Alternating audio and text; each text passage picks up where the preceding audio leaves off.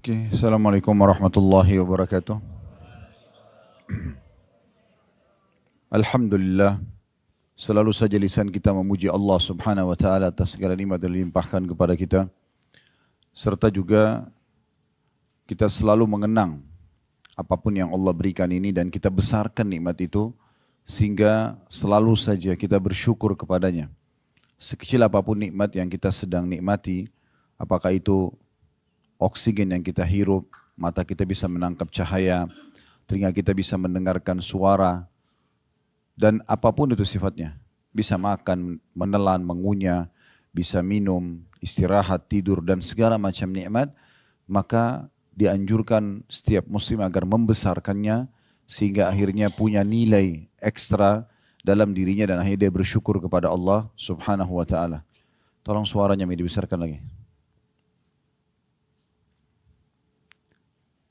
Dan Allah subhanahu wa ta'ala memerintahkan kita untuk menikmati dan berterima kasih saja. Di saat lapar, Allah menyuruh kita untuk makan. Dan kita punya keinginan serta panduan atau hidayah untuk makan. Dan tugas kita hanya memilih makanan yang kita suka, mau yang gurih, mau yang manis. Setelah itu kita menikmatinya dan dikuatkan dan disempurnakan dengan bersyukur saja. Tidak lebih daripada itu. Allah subhanahu wa ta'ala tidak membebankan kepada kita untuk mengelola makanan yang sudah kita telan misalnya. Begitu repotnya kalau seandainya kita mengunyah makanan, komposisi vitamin-vitamin dan apapun yang ada dalam makanan tersebut, dari potongan daging, dari nasi misalnya, butiran-butiran nasi, atau apa saja, buah-buahan, kita yang harus memilahnya sendiri. Di tubuh kita, mana yang terbagi sebagai protein untuk otot misalnya, mana yang untuk ini dan untuk itu sangat rumit. Tapi Allah subhanahu wa ta'ala memudahkan buat hambanya, kita hanya memilih, mengunyahnya dan menikmati. Setelah itu, lewat ukuran sepertiga jari kita di tenggorokan ini, maka kita sudah tidak punya campur tangan lagi di situ. Semuanya Allah jadikan tubuh kita ini seperti sebuah pabrik raksasa dengan sekian banyak lift-lift dan juga petugas sel-sel di tubuh kita yang menjalankan tugasnya tanpa kita urus sama sekali. Dan akhirnya berjalanlah roda kehidupan ini, kita diberikan kesehatan, kekuatan, dan seterusnya. Dan Allah subhanahu wa ta'ala menyuruh kita agar nikmat-nikmat tersebut disyukuri dengan kalimat Alhamdulillah. Oleh karena itu selalu besarkan nikmat Allah tersebut dan syukuri.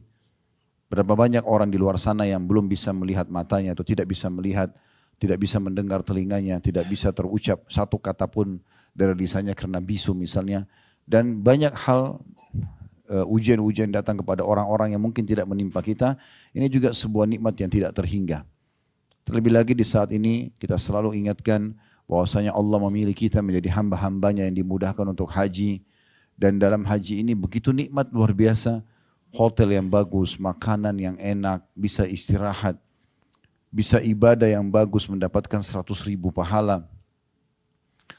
Dan ini semua apapun yang kita keluarkan dari energi, meluangkan waktu dari harta akan diganti oleh Allah subhanahu wa ta'ala dengan pahala yang besar, dengan rezeki yang luas. Maka nikmat apalagi dari Allah subhanahu wa ta'ala yang harus kita pungkiri. Yang Allah ulang-ulang selalu dalam surah Ar-Rahman, fabi'ai ala'i rabbikuma tukadziban. Maka nikmat Tuhanmu yang mana lagi yang kau akan pungkiri. Dan tidak mungkin seseorang itu bersyukur kepada Allah kecuali memang dia selalu membesarkan nikmat Allah yang ada pada dirinya walaupun itu kecil di mata dia. Selanjutnya kita panjatkan salam hormat kita kepada Nabi besar Muhammad sallallahu alaihi wa ala alihi wa sahbihi wasallam sebagaimana Allah telah memerintahkan kita untuk mengucapkan salam hormat tersebut. Seperti judul kita dan masih berlanjut tentang masalah sebab-sebab kebahagiaan. Kalau kemarin kita sempat membahas tentang sebab utama dan itu adalah inti serta pondasi daripada kebahagiaan setiap muslim, yaitu mentauhidkan Allah subhanahu wa ta'ala. Meyakini dalam hatinya dan selalu merenungi dan berfikir dengan akalnya serta akhirnya mengaplikasikan dengan anggota tubuhnya keimanan kepada Allah subhanahu wa ta'ala, yakin tidak ada pencipta, tidak ada pemilik, tidak ada pemberi rezeki, tidak ada yang menyelesaikan permasalahan, tidak ada yang bisa memberikan kebahagiaan kecuali Allah. Dia yakini dalam hatinya, direnungi dengan fikirannya, lalu dia aplikasikan dengan anggota tubuhnya. Dia selalu melakukan ketaatan-ketaatan dengan anggota tubuh ini sebagai bentuk syukur kepada Allah. Maka ini yang menjadi inti daripada masalah tauhid tersebut. Jangan pernah teman-teman sekalian menjauhkan diri dari Allah sehingga Allah pun menjauh dari kita. Berapa banyak orang yang sedang melimpah nikmat pada dirinya sehingga akhirnya dia justru jauh dari Allah. Justru jadi malas ibadah. Padahal sebenarnya Allah berikan kesehatan tubuh, ya seperti kita fasilitas sekarang ibadah, hotel yang bagus, makanan dan segala macam. Tapi malah membuat dia lalai dari zikrullah, ya, dari istighfar, dari zikir, dari doa. Padahal ini hari-hari mulia di mana dia harus memperbanyak takbir, tahlil, doa, ya, sujud, ruku kepada Allah Subhanahu wa taala. Tapi banyak di antara orang subhanallah lewat dari dia sholat malam, lewat dari dia zikir pagi petang, lewat dari dia waktu-waktu mustajab doa misalnya antara azan dan iqamah. Banyak lewat dari dia kesempatan sedekah, kesempatan baca Quran. Semua ini disayangkan sekali padahal sebenarnya salah satu bentuk syukur juga kepada Allah SWT adalah kita memaksimalkan fasilitas yang Allah berikan ini justru untuk ketaatan kepadanya. Sebelum datang waktu di mana kita tidak mungkin lagi untuk melakukan ketaatan. Baik itu puncaknya dengan meninggal atau ada halangan-halangan lain yang sifatnya duniawi yang harusnya kita selalu ya jadikan sebagai kehati-hatian dalam diri kita. Jangan sampai luput kesempatan-kesempatan tersebut. Ya. Saya pernah satu waktu mengunjungi sahabat ayah saya di Makassar. Setiap kali saya ke Makassar waktu ayah masih hidup, seringkali saya menemani beliau, kutemui teman-temannya. Gitu. Ada teman beliau yang sudah meninggal juga sekarang, rahimahumullah semuanya. Saya pas datang ke rumahnya, terus saya cuma menemani saja. Dan saya dengarin obrolan orang tua pada saat itu. Saya ambil hikmah-hikmah dari pembicaraan mereka. Salah satunya pada saat waktu itu azan asar, saya pamit sama teman ayah saya ini karena beliau pemilik rumah. Saya ingin ke masjid sebentar. Saya keluar ke masjid, tapi pulang dari sholat asar dari masjid, saya datang lagi ke rumah situ. Terus dia melihat saya lalu mengatakan kata-kata yang saya jadikan selalu pegangan gitu. Dia mengatakan, nak dulu saya juga waktu masih muda seperti kamu, saya selalu ke masjid. Selalu ke masjid. Cuma sekarang keadaan saya begini, Allah lagi uji dengan penyakit, kebetulan beliau diketeter, diranjang gak bisa bergerak. Sakit kalau tidak salah stroke kakinya sebelah kanan tuh. Intinya dia gak bisa lagi. Lalu dia mengatakan dulu tuh saya masih muda seperti kamu, saya tidak meninggalkan masjid. Tapi sekarang keadaannya seperti ini. Dia cuma bicara seperti itu saja karena dia melihat saya ke masjid. Tapi subhanallah saya jadikan sebagai bahan introspeksi diri. Saya mengatakan iya, kenapa saya harus tunggu umur sudah tua seperti ini misalnya, kemudian ada halangan baru kemudian menyesali kesempatan-kesempatan tadinya kaki masih bisa melangkah ke masjid, ya tangan masih bisa berzikir, kita masih bisa berdoa, kita masih bisa haji dan umroh tapi disia-siakan. Semuanya dianggap tidak masalah, nanti aja ditunda-tunda. Padahal sebenarnya peluang-peluang tidak mungkin terulang. Ya. Setiap peluang ibadah itu bisa kita katakan tidak terulang. Dan ada waktu juga tempat di mana dia tidak terulang. Kecuali di waktu dan tempat yang Allah perintahkan lagi. Contoh misalnya, kalau hari ini Bapak Ibu menuju ke Mina, Arafah, nggak ada nilainya. Artinya tempat itu mulia, tapi nggak ada nilainya. Belum ada mabit di Mina, belum ada wukuf di Arafah. Dia hanya terjadi di waktu yang sudah Allah tentukan. Itulah tanggal 8 sampai tanggal 13 Zulhijjah. Nah ini waktunya. Kalau orang luput dari waktu ini, maka luput selamanya untuk tahun itu. Dia hanya bisa tahun depan misalnya. Contoh yang lain, sholat misalnya. Bagi laki-laki lebih utama saf awal contohnya. Ya mungkin karena kita di sini Masjid Haram agak susah untuk masuk ke sekitar Ka'bah, gitu kan, kena saf awal di situ. Tapi kalau kita lagi di Indonesia misalnya, selama ada kesempatan masuk di saf awal, masuk. Saf awal itu hanya bernilai di waktu sholat itu. Antara azan dan iqamah saja. Kalau orang yang pas iqamah dia masuk di saf awal, dapat lihat keutamaan saf awal itu. Tetapi kalau imam selesai salam, kita di saf kedua lalu masuk ke saf pertama, nggak ada nilainya. Waktunya cuma itu saja. Kalau kita ingin mengejar kembali keutamaan saf awal itu, tunggu sholat yang akan datang. Cuma permasalahannya, di buku amal kita sudah tercatat, di sholat yang tadi, yang luput saf awal itu, akan tercatat luput dari kita saf awal selamanya. Gak bisa diperbaiki. Setiap peluang ibadah itu, kalau sudah luput dari kita sekali akan luput selamanya. Kita bisa mengejar untuk mengerjakan setelah itu kalau ada kesempatan lagi Allah berikan. Kayak tadi kasus saf awal misalnya. Kayak tadi misalnya haji tapi tahun depan lagi. Tetapi harusnya tercatat di buku amal kita di waktu Allah berikan kesempatan. Kenapa kita harus sia-siakan? Nah ini poin penting sekali untuk diperhatikan dalam masalah amal-amal soleh. Kalau dosa, orang melakukan dosa, dia bisa dihukum sama Allah. Tetapi dengan taubat kepada Allah, bersih. Orang mukmin yang cerdas, dia selalu fokus kepada hal-hal yang diperintahkan yang wajib itu. Ibadah. Dengan sendirinya dosa akan dia tinggalkan. Dan dia harus melihat bahwasanya peluang ibadah ini adalah peluang ibadah saya yang terakhir. Makanya Nabi Muhammad SAW itu, kalau beliau akan takbiratul ihram, beliau biasa menghadap ke makmumnya sambil mengatakan, Sallu salatal muwadda'ah. Salatlah seperti sholat perpisahan. Anggap setelah sholat ini meninggal. Sehingga selalu kita jadikan sebagai hal yang terbaik yang kita bisa lakukan pada saat itu. Bayangkan teman-teman sekalian kalau seandainya kita ditangkap oleh musuh dan akan dihukum mati pada saat itu. Lalu dikasih kesempatan untuk sholat 2 rakaat. Kira-kira seperti apa kita sholatnya? Misal contoh. Atau ada seseorang divonis oleh dokter, secara medis orang ini ya sudah tidak ada umurnya lagi. Tapi dia masih punya kesempatan sholat 2 rakaat. Kira-kira bagaimana sholatnya? Atau lebih jauh daripada itu. Andai saja ada orang meninggal dunia, kemudian diberikan kesempatan hidup oleh Allah beberapa saat. Misal orang sudah meninggal dikasih hidup 5 menit saja. Kira-kira 5 menit itu apa yang orang akan lakukan? Apakah dia akan kembali ke makanan favoritnya? Apakah dia akan kumpul lagi sama keluarganya? Apakah dia akan melanjutkan meeting yang miliaran?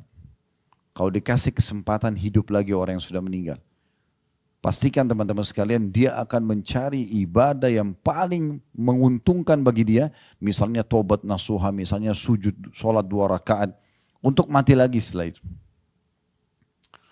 Maka kita tidak usah tunggu teman-teman sekalian dokter vonis kita. Tidak perlu kita tunggu misalnya musuh akan menawan dan menebas leher kita. Kita tidak perlu menunggu meninggal dulu baru kemudian kita mau menyesal. Dibangunkan lagi untuk mengejar amal soleh, tidak.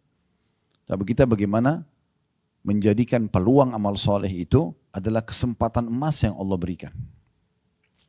Saya selalu termotivasi dengan hadis Nabi alaihi salatu wassalam tentang 3 orang yang datang masuk Islam di kota Madinah, kemudian ketiga orang ini tinggal menjadi tamu di rumahnya Talha bin Ubaidillah radhiyallahu anhu. Talha bin Ubaidillah salah satu dari 10 sahabat yang dijamin masuk surga. Orang ini datang, 3 orang ini datang kemudian bertamu. Berjalan waktu, dari 3 orang yang bertamu ini, yang pertama ikut jihad mati syahid. Berjalan waktu lagi, dikumandangkan lagi jihad, orang yang kedua ikut berperang mati syahid lagi. Berjalan waktu lagi, orang yang ketiga meninggal dunia tapi tidak mati syahid. Cuma dia lebih telat matinya.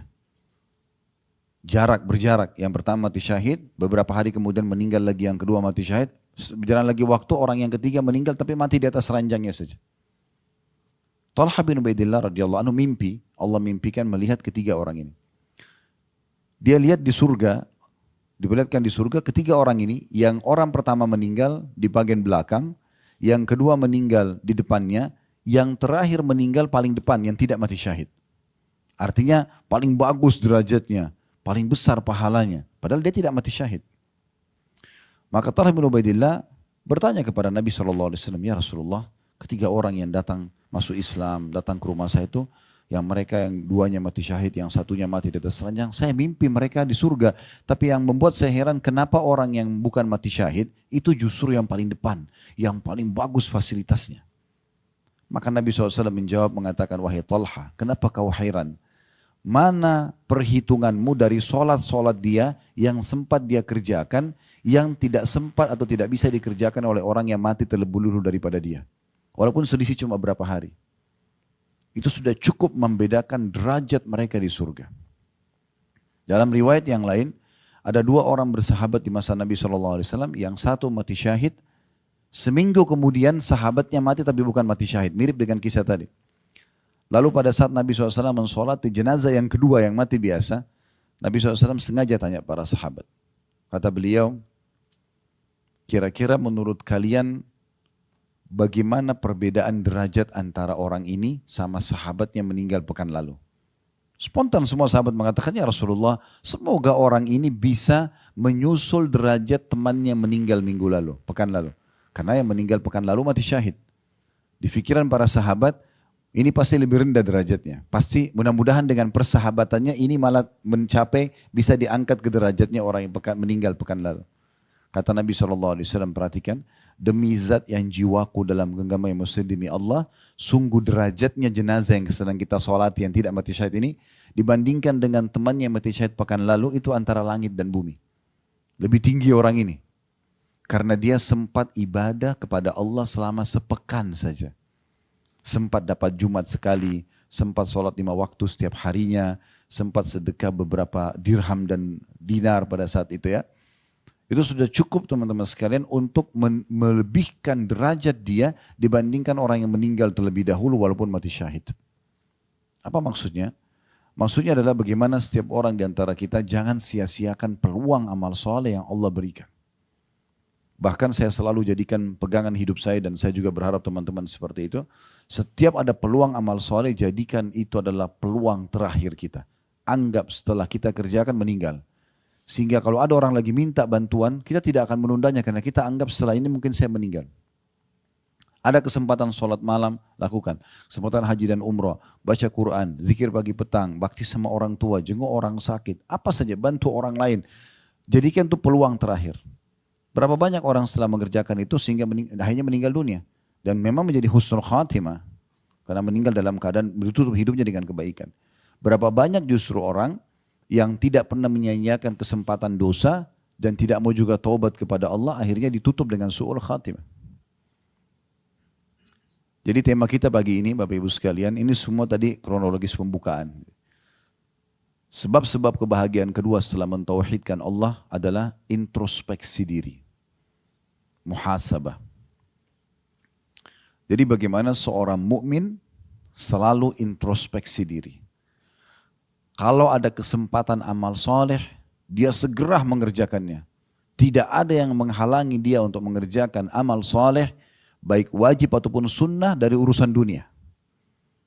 Semua urusan dunia itu dikesampingkan. Selama itu perintah Allah di depan mata dia, wajib ataupun sunnah dia akan kerjakan terlebih dahulu. Coba praktekin teman-teman sekalian. Lagi meeting, berhentikan dulu untuk sholat. Azan berhenti, sholat. Dan lakukan dengan khusyuk. Pastikan meeting Anda akan sukses nanti. Tapi kalau tunda aja nanti, nggak apa-apa lah, nanti aja sholat nomor sekian. Pasti akan macet itu, kan susah. Coba dengan tenang berikan hak sholat itu. Nabi SAW kalau mau berperang, ada hajat apapun, ke sholat. Mohon dulu kepada Allah Subhanahu Wa Taala. Jadi kalau ada peluang amal soleh jangan sia-siakan. Selanjutnya, kalau sudah mengerjakan amal soleh, maka dia selalu menjaga agar tetap dengan kualitas yang sama. Contoh misalnya, kita haji seperti ini. Karena kita lagi haji, saya kasih contoh. Anggap setelah haji ini insya Allah Allah terima. Setelah itu 10 tahun berjalan, kita nggak pernah cerita apa-apa sama orang. Kita berusaha menjaga keikhlasan. Mungkin saat tawaf kita sempat menangis, mungkin pada saat sujud kita sempat menangis, mungkin ada kenikmatan itu, mungkin di Arafah nanti berdoa kita merasakan kenikmatannya. Kita jaga. Menjaga kualitas ibadah itu setelah dikerjakan penting sekali. Kenapa? Karena masih bisa dihapus pahalanya. Riya itu bukan hanya terjadi pada saat ibadah sedang dikerjakan, bisa terjadi setelah dikerjakan. Sekarang kita sedekah ini ikhlas. Besok kita ceritain kepada teman-teman, oh kemarin tuh saya sedekah di sana. Bisa hilang nggak pahalanya? Bisa hilang. Haji sudah lewat 10 tahun pun, tiba-tiba ada orang ngobrol. Saya, dia baru pulang haji misalnya. Saya kemarin waktu tawaf tuh nangis, tersentuh banget tuh lihat Ka'bah misal. Dia ngomong gitu. Syaitan bisikin kita, kau kan juga 10 tahun lalu sama tuh. Nah, waktu tawaf sempat nangis, ceritain juga. Oh saya juga begitu, selesai urusannya. Nah, selesai urusannya. Yang sudah 10 tahun kita jaga habis. Coba bayangkan. Poin ini banyak orang luput nih. Jadi setelah poin pertama jangan menyanyiakan peluang amal soleh. Setelah itu poin kedua ini satu rangkaian menjaga selalu kualitas ibadah itu selamanya sampai kita wafat. Kalau boleh orang tidak tahu nggak usah tahu. Nggak usah tahu. Makanya dalam sebuah hadis sahih riwayat Imam Muslim kata Nabi SAW, Innallaha yuhibbut taqiyul ghaniyul khafi. Allah sangat cinta sama hambanya yang suka bertakwa. Takwa itu maksudnya selalu patuh. Allah perintahkan dikerjakan, yang Allah larang dijauhi, gitu kan. Apa saja yang wajib sunnah semua dikerjakan. Yang haram dan makruh semua ditinggalkan. Ya. Dia tidak pandang bulu, pokoknya semuanya dikerjakan. Wajib semua dikerjakan. Yang haram juga yang makruh semua dijauhi.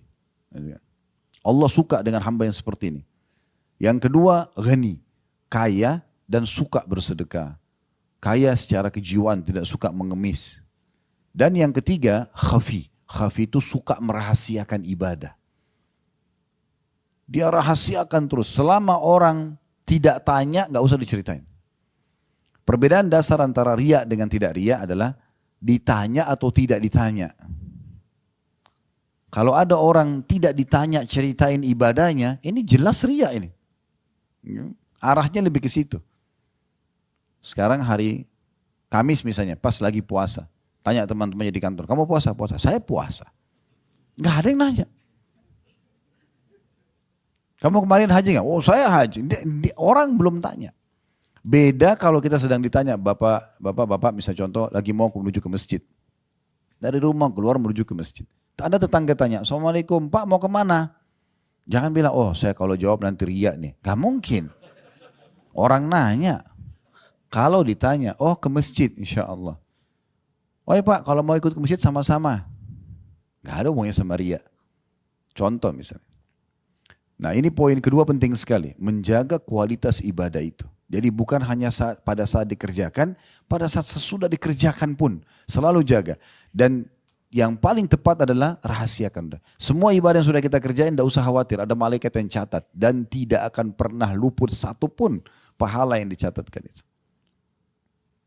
Itu poin penting. Jadi jaga selalu kualitasnya. Dan bagi seorang mukmin, dia berusaha selalu kualitas itu, kalaupun dia sudah mencapai misal dari angka 10 itu adalah 5, kedepannya dia usahakan naik ke angka 6. Kedepannya dia berusaha naik ke angka 7. Terus begitu. Kapan seseorang itu mengejar prestasi terbaik, maka dia tidak akan jauh dari prestasi itu. Contoh misalnya kalau kita lagi kuliah di kampus, nilai lulusnya 100. Kalau orang mencari angka 100, saya pernah praktik untuk mahasiswa ini. Pada saat saya kejar angka 100, nilainya nggak jauh dari situ. Bisa 100, bisa 99, bisa 98, nggak jauh dari situ. 97, 95 mungkin paling jauh. Karena targetnya 100. Tapi kalau nilai lulusnya hanya 60, orang targetnya hanya 60, bisa nggak lulus. Maka ini kita jadikan sebagai pegangan kita dalam masalah ibadah. Selalu target kita yang terbaik. Kalau bahasa agama kan afdal. Mana afdalnya? Nah afdalnya gitu, kita kerjain. Kita berusaha. Tentu di sini sesuai dengan koridor hadis Nabi SAW. Wa'budullah mastata'atum. Sembahlah Tuhan kalian semampu kalian. Selama kita mampu, kita kerjain yang terbaik. Kalau ada halangan tentu tidak ada masalah. Ya, seperti itu kurang lebih. Kemudian yang ketiga, dalam masalah introspeksi diri ini adalah menjauhkan diri dari dosa-dosa. Serta tidak mengulanginya lagi. Nah, sekolah haji ini sedang mengajarkan kita itu. Ya, sedang mengajarkan kita itu. Jadi semua orang di antara kita pasti punya peluang buat dosa. Gak ada yang tidak.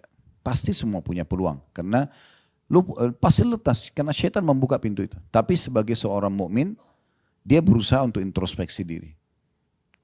Dia maksimal untuk tidak terjerumus. Kalau pernah terjerumus, dia meninggalkan dan tidak mau mengulangi lagi. Nah seperti itu. Kan istighfar, nanti ada salah satu bahasan kita itu ya, masalah istighfar insya Allah dan taubat. Istighfar itu permohonan maaf.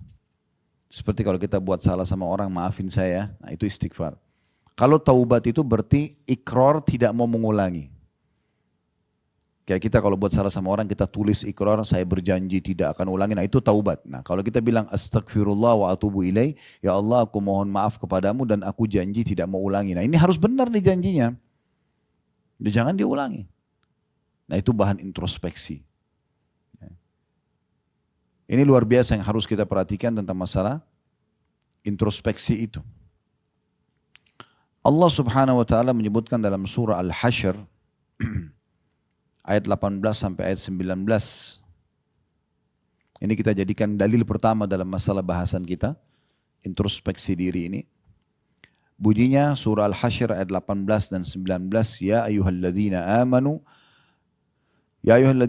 taqullaha wal tanzur nafsum ma qaddamat lighadin wattaqullaha innallaha khabirum bima ta'malun wa la takunu kalladzina nasullaha fa ansahum anfusahum fa ulaika humul fasiqun.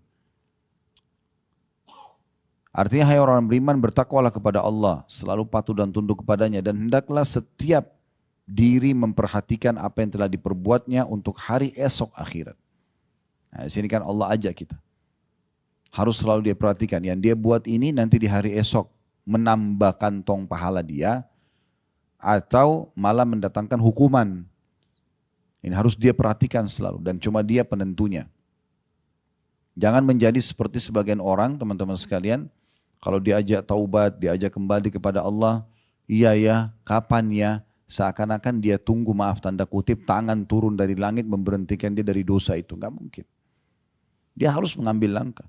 Allah berfirman, innallaha la yughayyiru ma biqaumin hatta yughayyiru ma bi anfusihim. Allah tidak akan mengubah nasib satu kaum sampai mereka mengubah nasibnya sendiri. Begitu juga dengan peluang amal soleh. Kenapa kamu enggak sholat malam? Iya ya, kapan ya? Kenapa cuma kapan ya? Ayo segera bergerak. Enggak ada waktu. Waktu kita sangat terbatas. Setiap pagi seperti ini umur kita berkurang. Jangan disia-siakan. Saya pernah membuat sebuah judul bahkan menjadi sebuah tema ceramah, inilah hari emasmu. Yang saya bahas apa? Hari emas itu hari yang kayak sekarang ini kita masih hidup. Kayak hari ini, pagi ini kita masih hidup ini hari emas.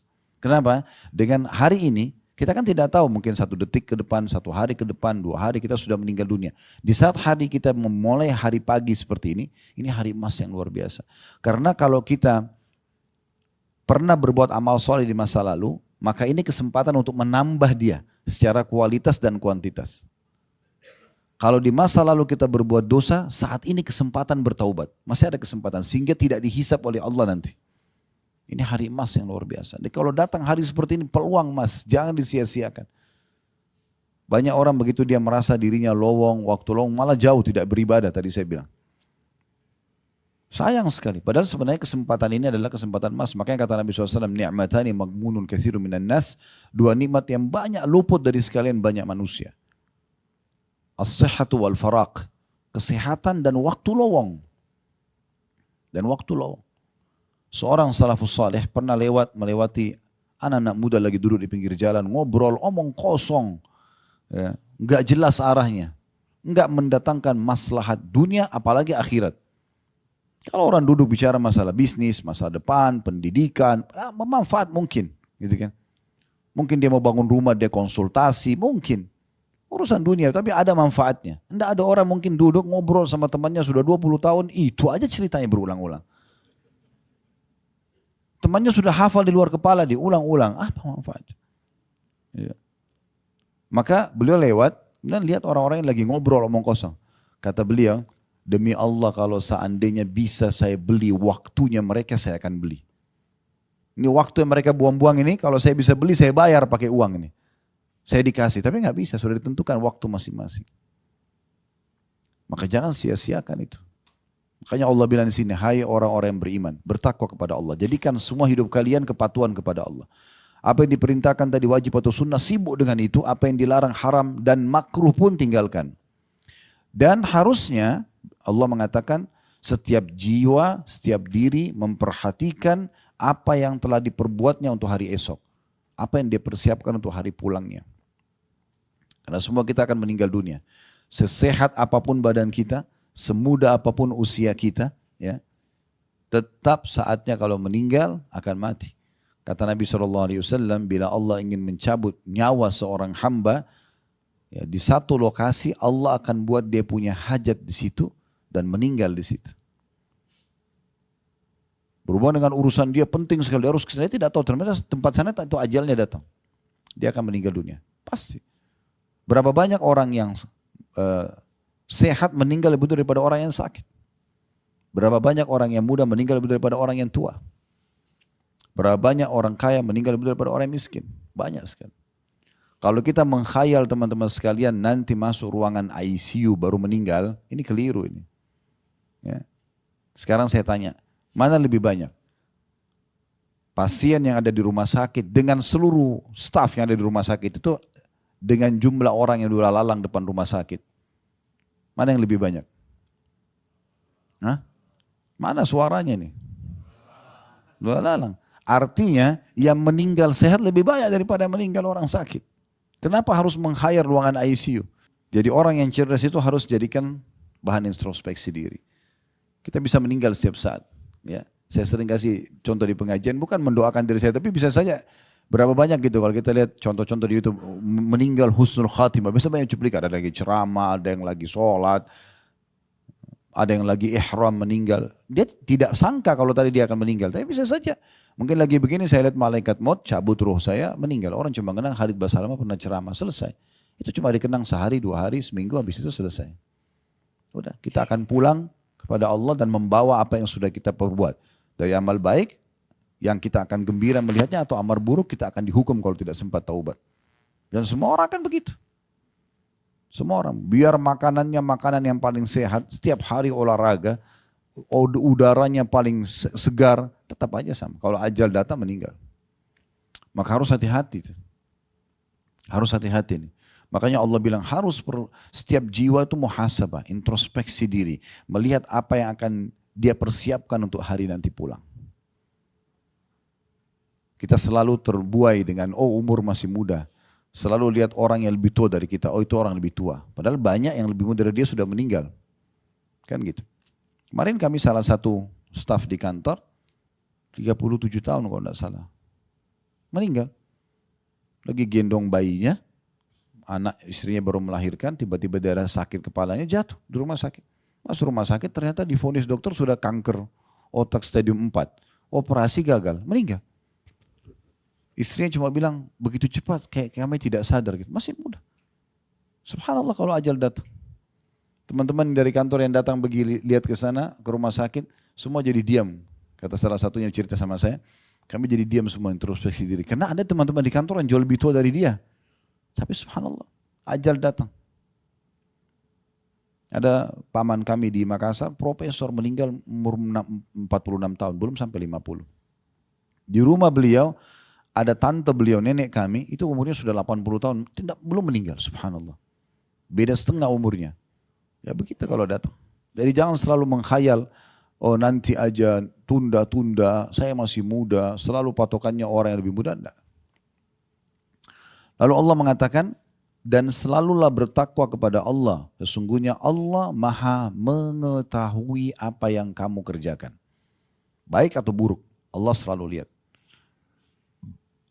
Di ayat 19-nya, وَلَا تَكُونُوا كَالَّذِينَ نَسُوا اللَّهَ فَأَنْسَاهُمْ أَنْفُسَهُمْ أُولَٰئِكَ هُمُ الْفَاسِقُونَ. Dan jangan pernah kamu seperti orang-orang yang lupa kepada Allah. Gak mau ibadah. Ya. Selalu buat dosa. Lalu Allah menjadikan mereka pun lupa kepada diri mereka sendiri. Mereka lupa umurnya, lupa ibadahnya dan segala macam. Mereka itulah orang-orang yang fasik, kata Allah. Muhasabah ini teman-teman sekalian memang bagian daripada rangkaian agama kita. Umar bin Khattab punya statement yang menarik dalam masalah ini. Beliau mengatakan hasibu anfusakum qabla an tuhasabu. Selalu introspeksi diri kalian, hisab diri kalian sebelum kalian dihisab. Sebelum kalian dihisab, ya. Lalu beliau mengatakan itu akan memudahkan hisab kalian nanti. Jadi kalau kita di dunia ini selalu muhasabah, oh tadi sholat saya kualitasnya bagus gak sih? Ah nanti saya coba naikkan, tingkatkan kualitasnya misalnya. Tadi perbuatan dosa, kayaknya saya harus segera taubat nih. Nah, introspeksi seperti ini akan memudahkan hisab kita di akhirat. Karena kita di dunia sudah hisab duluan.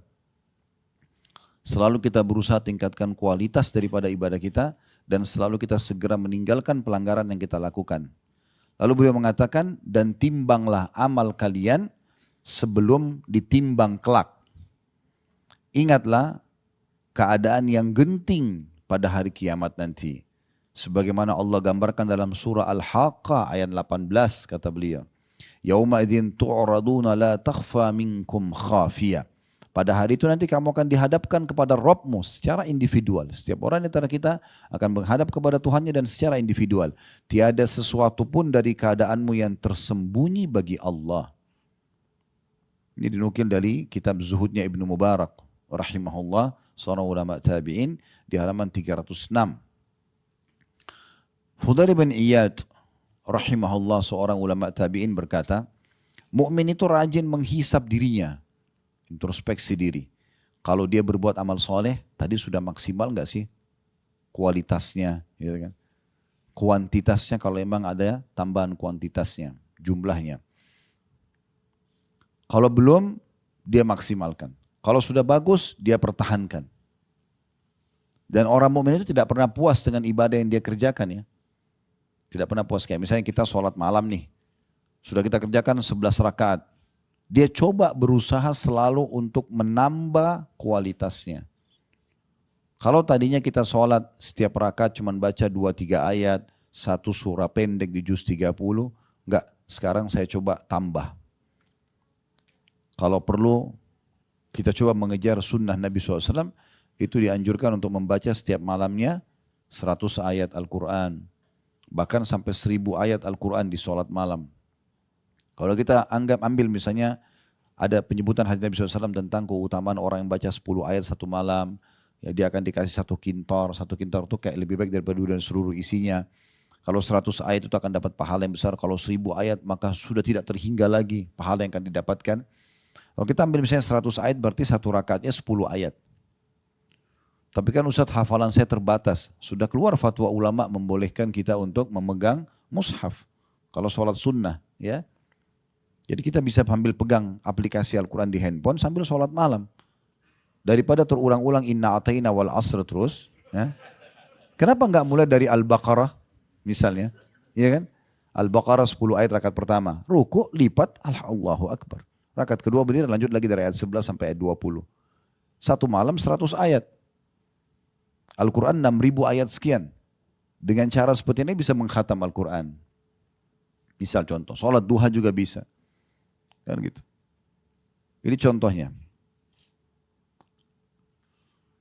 Fudail bin Iyad rahimahullah mengatakan mukmin itu selalu rajin menghisab dirinya dan ia mengetahui bahwa ia berada di hadapan Allah kelak. Dia akan nanti dihadapkan kepada Allah subhanahu wa ta'ala.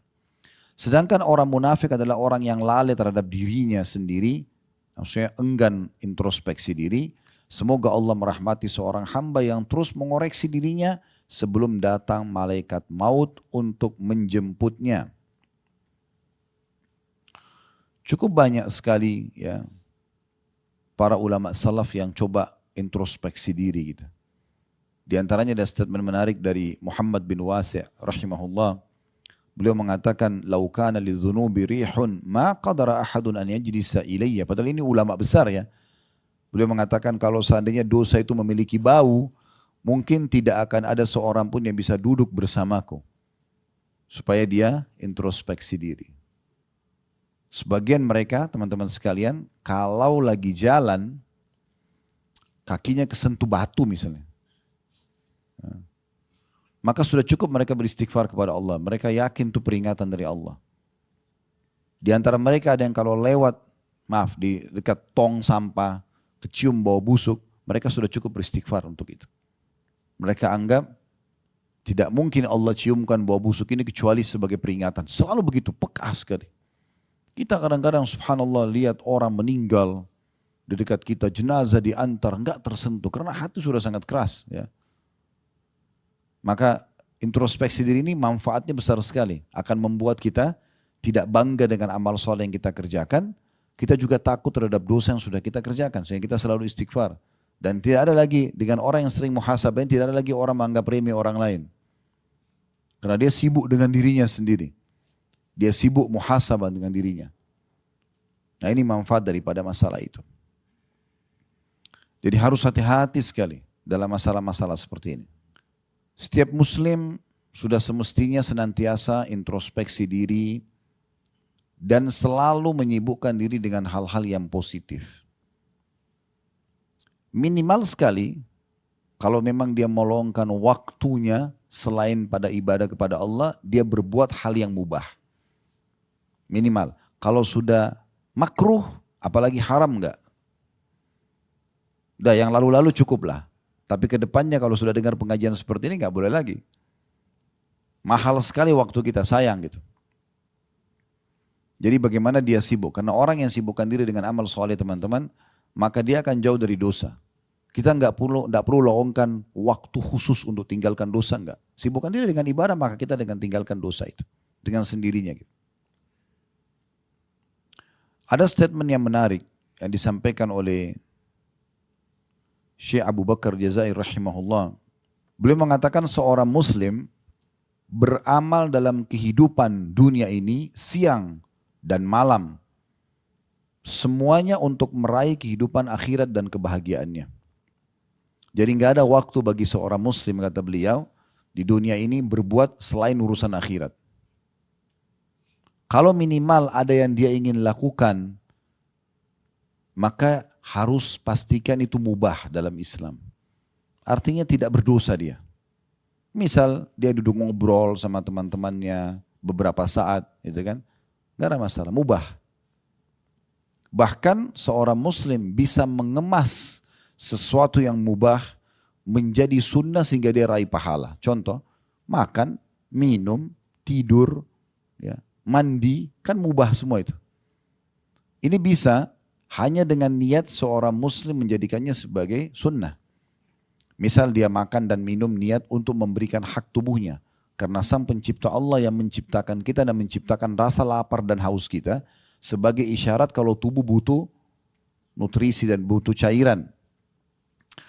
Kalau kita hanya makan dan minum karena lapar nih, haus misalnya, sebatas itu mubah. Tapi kalau kita niat, ini peringatan dari Allah supaya saya berikan hak jasad saya. Berubah dari mubah menjadi sunnah. Mandi misalnya.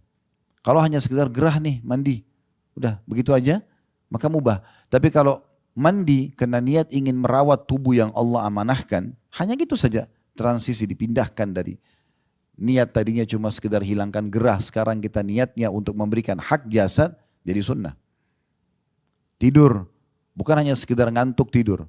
Tapi niatkan agar bisa memberikan niat untuk memberikan hak jasad itu. Maka jadi sunnah. Sepanjang malam kita tidur 4, 5, 6 jam jadi pahala. Begitu seterusnya. Ya. Maka kita bisa mengubah hal-hal yang mubah menjadi sunnah.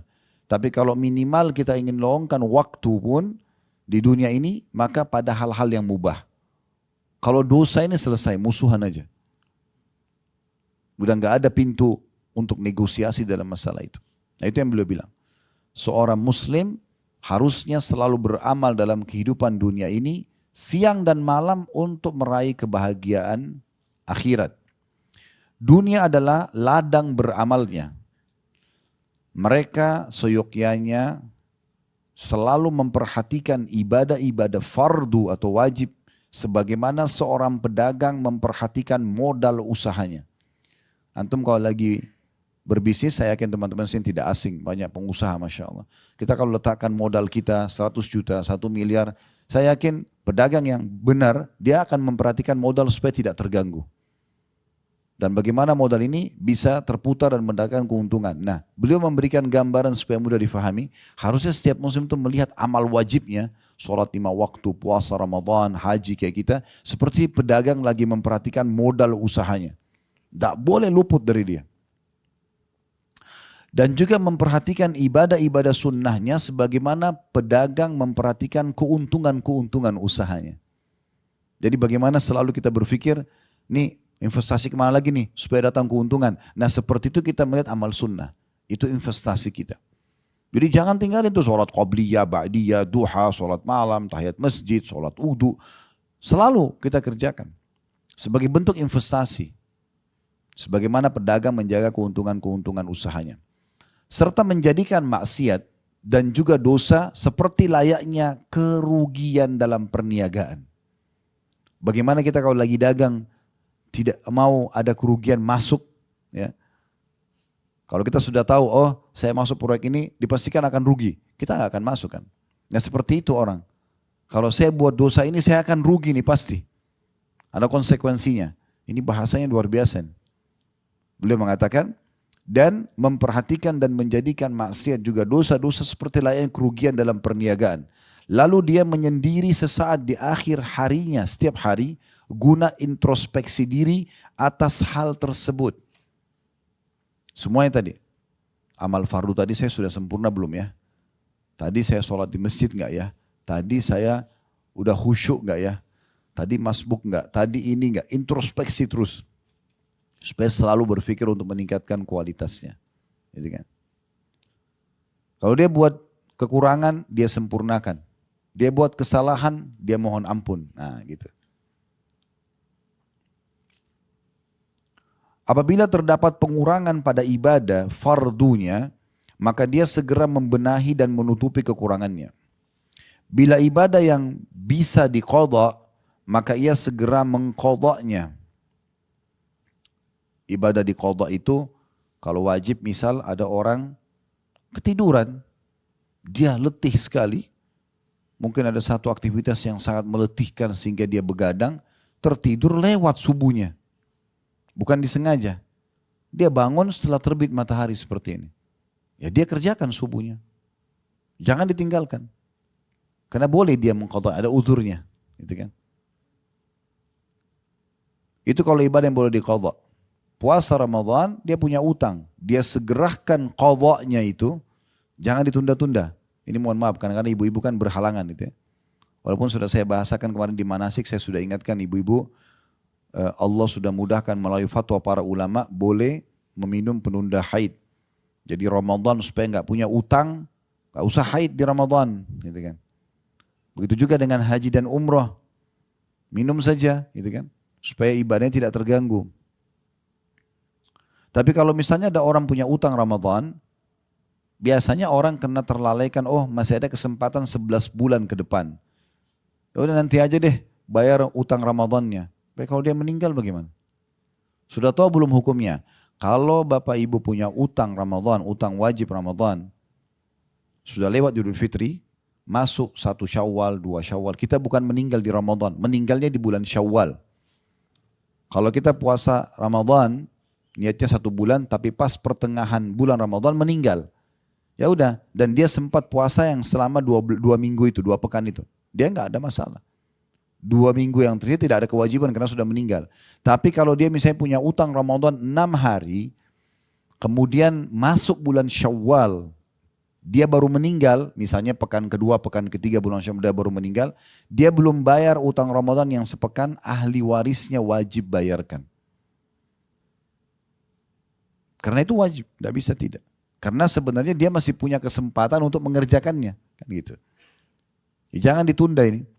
Betul Allah berikan keringanan bisa sampai Sya'ban bulan depan, tapi jangan ditunda-tunda kalau ada kesempatan. Kenapa ditunda? Pernah ada seorang ibu tanya kami di pengajian, Ustadz, itu waktu itu 3 hari lagi mau lebaran.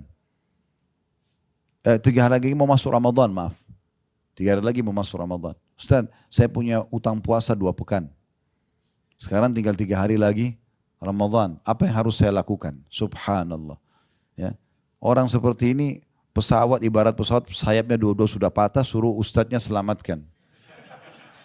Terus mana 11 bulan yang lalu ini, 10 bulan ke belakang mana? Kenapa sisa 3 hari Ramadan baru nanya? Ya tobat nasuha. Bayar yang mampu, nanti habis lebaran Idul Fitri bayar. Tapi nggak boleh orang seperti ini. Untung dia masih hidup. Kalau dia meninggal pada saat itu bagaimana? Apalagi kalau ahli waris tidak tahu berapa utangnya. Karena ini jadi masalah. Jadi nggak boleh dia tunda-tunda. Ini beliau mengatakan kalimat yang luar biasa. Apabila terdapat pengurangan pada ibadah fardunya, maka dia segera membenahi dan menutupi kekurangannya. Bila ibadah bisa diqadha, maka ia segera mengqadhanya, tidak menunda. Jika bukan ibadah wajib, maka memohon ampun lalu jika bukan ibadah yang bisa diqadha, maka dia memohon ampun dan memperbanyak ibadah-ibadah sunnah. Misalnya terlewatkan dari dia sebuah ibadah wajib secara sengaja. Kan kalau ada orang dalam bahasan fikih itu kalau ada orang sengaja meninggalkan sholat. Beda hukumnya orang kalau meninggalkan sholat tapi dia punya uzur. Maksudnya telat keluar dari waktunya. Tapi kalau tidak ada uzur, ada orang masuk waktu sholat asar misalnya, dia lalai. Tidak mau memang sholat, sudahlah nanti aja. Dia mungkin berharap ada petunjuk apa yang datang kepada dia untuk dia sholat. Dia memang tidak mau sholat. Begitu tiba maghrib, udah lewat waktu asar. Kebetulan ada satu orang yang datang menasihatin dia, lalu dia tersentuh, dia ingin taubat kepada Allah. Di sini teman-teman sekalian, dia nggak boleh lagi sholat asar. Karena dia sengaja tinggalkan.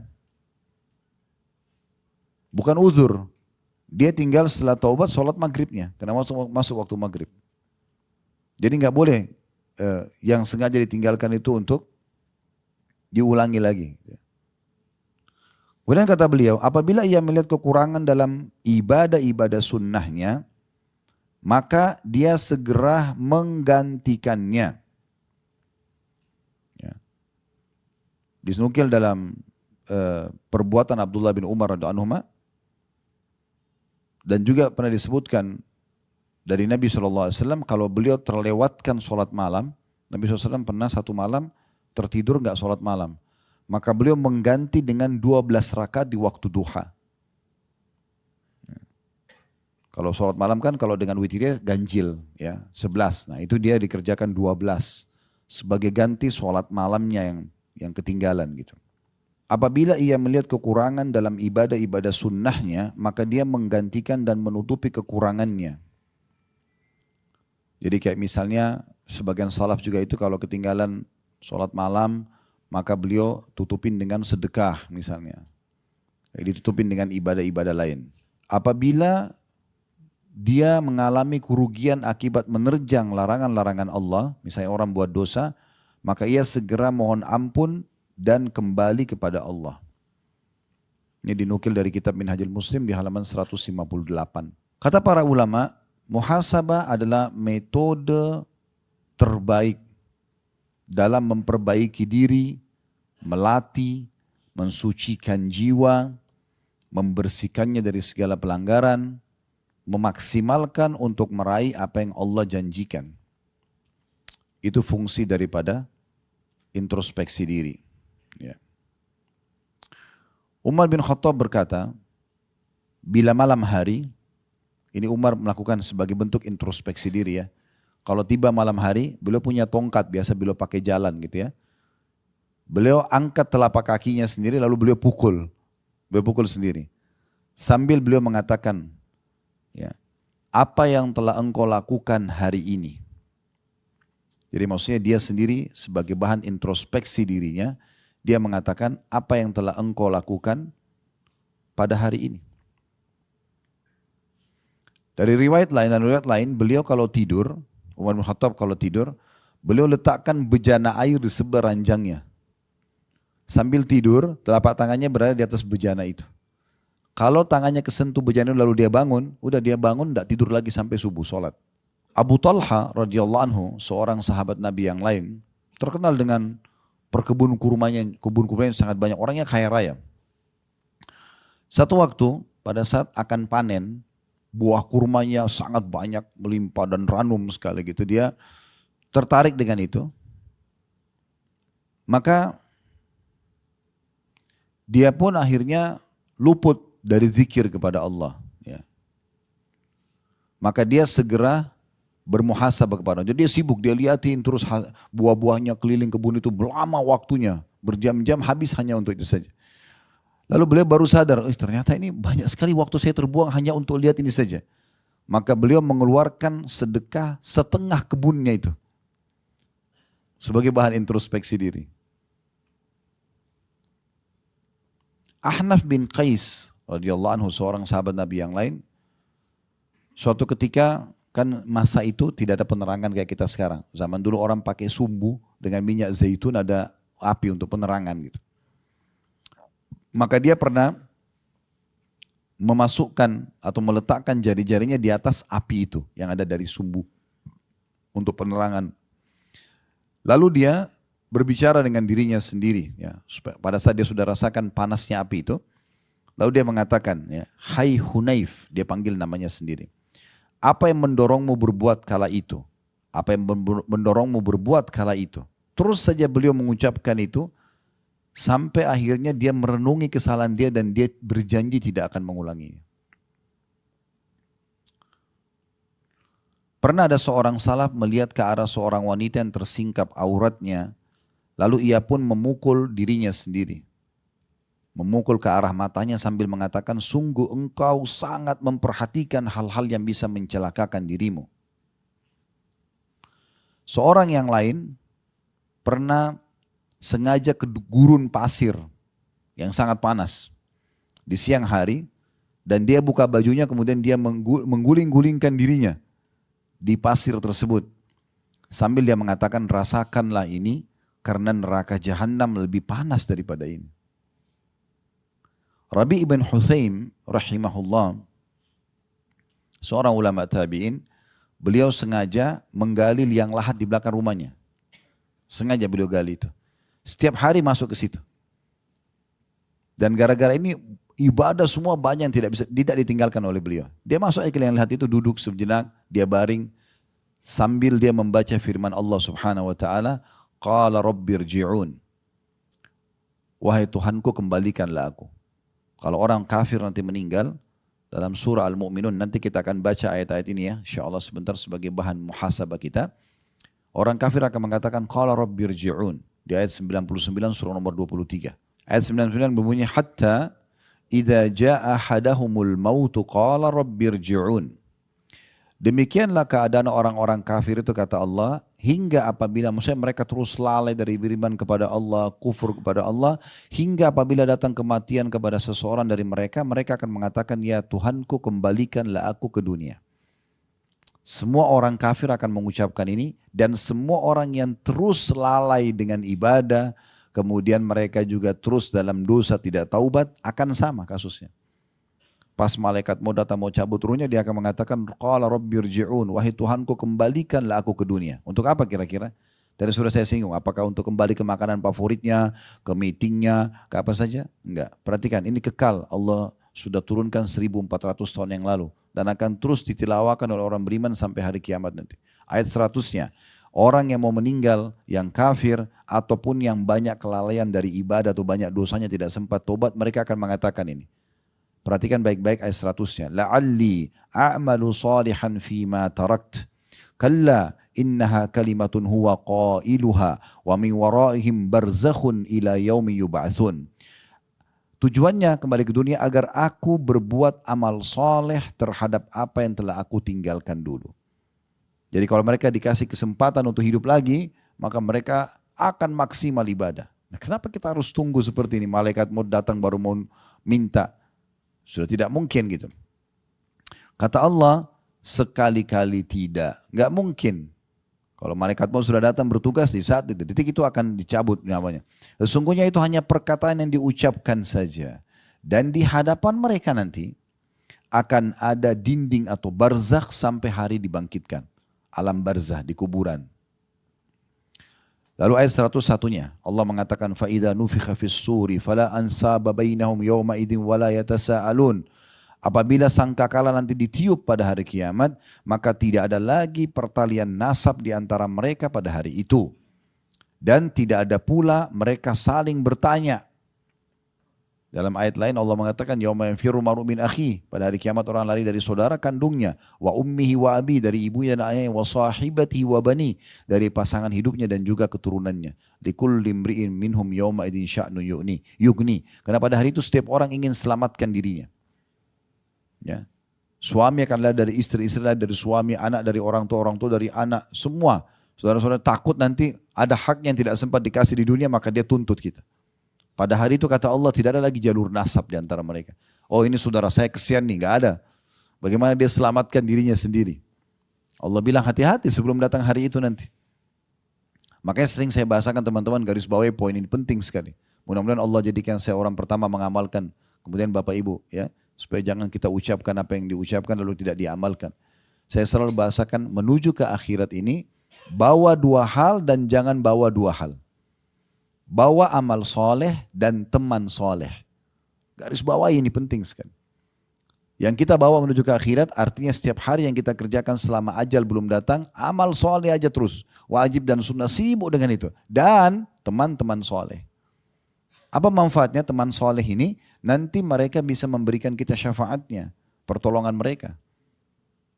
Dalam sebuah riwayat disebutkan ada orang nanti dikeluarkan dari api neraka, sampai ahli neraka semua pada bertanya, ada apa? Kenapa orang ini keluar? Apa ada amal yang dia kerjakan? Karena sudah masuk neraka, berarti amal solehnya lebih sedikit daripada amal baiknya. Maka malaikat menjawab mengatakan, sesungguhnya temannya ada yang soleh, memberikan kepadanya syafaat. Maka pada saat itu semua ahli neraka berharap mereka punya teman-teman soleh selama di dunia. Karena ini manfaatnya besar sekali. Di dunia mereka bisa peringatkan kita, kalau salah jangan akhi, jangan ukhti, itu salah. Diingatkan. Ya. Dan nanti di akhirat bisa berikan syafaat pertolongan dia. Para sahabat itu saling mengejar syafaat ini ya. Selalu mereka kejar. Sampai kalau mereka lagi berperang dan ada satu orang di antara mereka yang kena tebasan pedang, udah jatuh, temannya sengaja jatuhin dirinya dekatnya sambil mengatakan, wahai fulan jangan lupa syafaatmu untukku. Iya. Sampai begitunya. Tapi sama-sama mereka berjihad. Karena kan orang mati syahid bisa memberikan syafaat 70 orang kan. Selama orang muslim. Maka itu luar biasa. Jadi menuju ke akhirat ini bawa dua ini. Amal soleh dan teman-teman yang soleh. Dan jangan bawa dua hal. Jangan bawa dosa, jangan bawa musuh. Dosa kita sudah tahu. Musuh ini. Ada orang setiap hari dia cuma cari musuh terus. Gosipin orang. Pembantu orang dibahas, pekerjaan orang dibahas, rumah tangga orang dibahas. Semuanya dibahas. Ada orang seperti perpustakaan gosip berjalan. Gitu.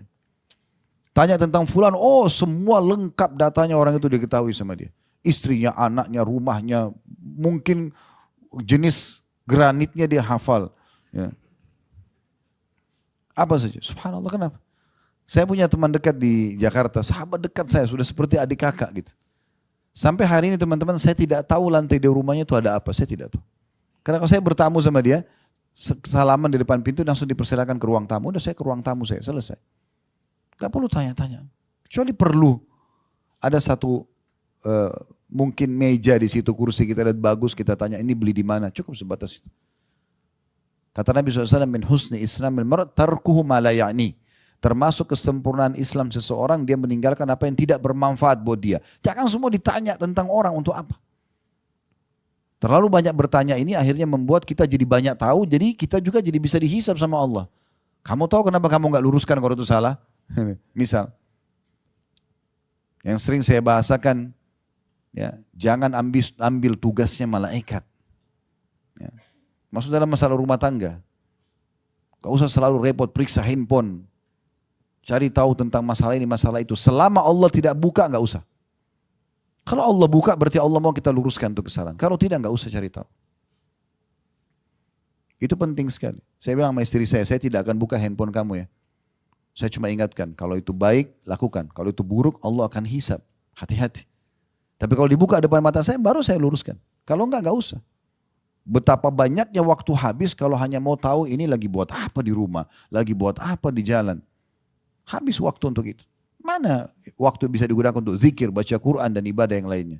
Dan Nabi SAW sudah berikan kata rahasianya. Berbaktilah pada kedua orang tua kalian, Allah akan berikan kalian anak-anak yang berbakti pada kalian. Jaga kesucian kemaluan kalian, Allah akan jaga kesucian kemaluan pasangan kalian. Selesai. Gak mau pasangan selingkuh. Gak, kita jaga diri kita. Allah jaga dia di luar. Selesai kok. Sederhana.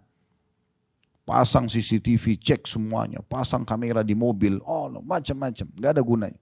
Habis umur untuk itu. Kemudian tadi saya bilang jangan bawa dosa dan jangan bawa musuh ya. Nah, ini bahaya sekali musuh ini.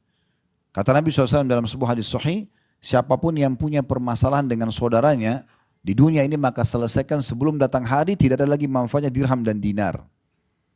Segera minta keridhoannya, segera minta maaf, selesai. Kalau perlu teman-teman jangan tutup mata di malam hari kecuali sudah minta maaf dengan pasangan, minta maaf sama orang tua, minta maaf sama orang-orang. Mungkin kita buat salah, kita nggak tahu. Mungkin kita meninggal malam itu. Itu poin penting. Kemudian dalam ayat 102-nya kita lanjutkan, kata Allah SWT, "Faman thaqulat mawazinuhu faulaika humul muflihun." Barang siapa yang berat timbangan kebaikannya nanti karena selama di dunia sibuk dari amal soleh ke amal soleh yang lain, dari wajib ke sunnah, sunnah ke wajib, gitu kan? Maka mereka itu adalah orang-orang yang dapat keberuntungan. Beruntung dia itu, selamat nanti. Dan ingat, amal soleh itu punya kenikmatan. Ini kita haji ini nikmat ini. Sholat itu punya kenikmatan, puasa punya kenikmatan, sedekah punya kenikmatan, zikir, doa semua punya kenikmatan. Kalau masih ada orang di sini yang hadir, mudah-mudahan tidak ada, tidak merasakan kenikmatan ibadah itu berarti masih ada dosa yang mengganjal dia. Makin bersih dosa kita, maka makin nikmat ibadah itu. Kemarin saya sempat sebutkan salah satu kiat khusyuk, yang keempatnya adalah jauh dari dosa. Dosa sama ibadah itu dua-dua punya kenikmatan. Ibarat seperti timbangan. Kalau dua telapak tangan saya ibarat timbangan. Ini amal soleh, ini dosa. Dua-duanya punya kenikmatan nih. Kalau enggak akan ada pelakunya, gitu kan? Tetapi kalau dua-duanya masih seperti ini timbangannya, Bapak Ibu sholat iya, puasa iya, cari rezeki halal iya, tapi masih ada dosanya. Gosip, fitnah, manipulasi data atau apa misal, masih berimbang nih, maka khusyuk hilang dalam sholat. Ibadah akan kurang kenikmatannya. Karena dia masih begini, masih berimbang. Kapan nikmat ibadah itu? Kapan kita bisa tetesin air mata? Kapan kita bisa merasa nggak mau berhenti berdoa? Kalau ini lebih naik levelnya. Ini ditutup ini. Taubat, tutup pintunya. Kita kerjakan ibadah rutin aja, sholat 5 waktu, sholat qabliyah gitu ya. Nanti naik dia levelnya itu, karena ini kita tutup. Kalau dia masih berimbang nggak bisa, ini harus naik ini. Kalau ini naik nanti lebih khusyuk, sampai nanti pada tingkat kita peka sekali. Peka sekali. Ya. Hasan Basri rahimahullah pernah ngantar jenazah sambil begitu lihat, beliau tadinya diam, langsung zikir. Ditanya oleh orang sebelahnya, wahai imam itu kayak kita kiai, ustaz, kenapa anda berzikir? Dia mau tahu hukumnya. Langsung dia mengatakan, berzikirlah wahai anak muda karena yang sedang kita antar sudah nggak bisa berzikir. Itu kena kepekaan. Ya. Nah kepekaan ini dalam ibadah ini akan muncul kalau dia naik itu levelnya. Dan caranya memang ini harus ditutup ini, jangan dibuka. Bahasa saya sering teman-teman sekalian, kalau anda mau hijrah, antum mau hijrah, jangan setengah-setengah. Jadi orang soal itu dan soalnya 100% aja sekalian. Kenapa sih setengah-setengah? Kenapa dicicil? Udah sekalian. Dan tidak usah pakai tapi, ya. Tapi Ustaz. Gitu, ya. Saya sih mau tobat tapi, saya sebenarnya mau haji Ustaz. Tapi terus ini. Kenapa tapi? Saya sebenarnya mau bantu pesan itu tapi, ya udah malaikat tulis ada tapinya. Dan kalau sebaliknya, ini parah sekali nih. Kalau ibadahnya turun, kualitasnya, dosanya makin meningkat. Makin hilang kenikmatan ini. Makin lalai dia. Kan begitu. Dan dua kenikmatan ini tidak bisa ketemu. Contoh, sekarang kita komitmen setiap azan sholat. Komitmen nih, udah saya setiap azan langsung sholat nih. Gitu kan. Mulai kita jaga dan kita nikmati karena kita tahu keutamaan sholat di awal waktu lah, di saf awal mungkin laki-laki mungkin kita sholat masjid haram, kita kejar tuh. Ini kenikmatannya sudah muncul nih. Kalau muncul kenikmatannya, lawannya dia tinggalkan sholat. Hilang kan? Pasti kita akan bilang, Kalau orang tidak sholat, sayang benar orang itu tidak sholat ya. Karena kenikmatan sholat kita sudah ada. Dan kita meninggalkan dosanya, yaitu meninggalkan sholat. Berarti ada kenikmatannya. Kenikmatan ini yang membuat kita merasa kenapa orang itu buat sayang benar dia nggak sholat. Nah gitu. Sama terbalik. Kalau orang nikmati dosanya, tinggalkan sholat. Dia nggak peduli. Sholat nggak penting. Maka dia nikmati itu. Kenikmatan sholatnya hilang. Dia akan bertanya sebaliknya. Itu orang sholat nggak capek tuh. Sholat terus. Kan gitu. Contoh yang lain, perempuan tutup aurat pakai jilbab. Dia tutup auratnya, memang dia tahu Allah haramkan terlihat, dia jaga betul. Dia nikmati itu. Lawannya adalah buka aurat kan. Kalau orang nikmati tutup aurat itu, misalnya akhwat kita, maka dia akan mengatakan pada yang masih buka auratnya, kenapa ya dia buka aurat itu, sayang bener. Tak takut tuh, gini-gini sekarang. Itu muncul karena dia nikmati jilbabnya tadi, tutup auratnya itu. Sebaliknya orang yang buat maksiatnya, buka auratnya, kalau dia nikmatin, dia akan balik. Itu orang nggak panas tuh pakai jilbab, pakai cadar segala macam. Nah gitu. Jadi nggak bisa ketemu seperti minyak sama air nih. Kalau ada orang coba gabungkan keduanya, dia ibadah tapi dia masih buat maksiat, seperti tadi tidak ada hasilnya, nggak berefek.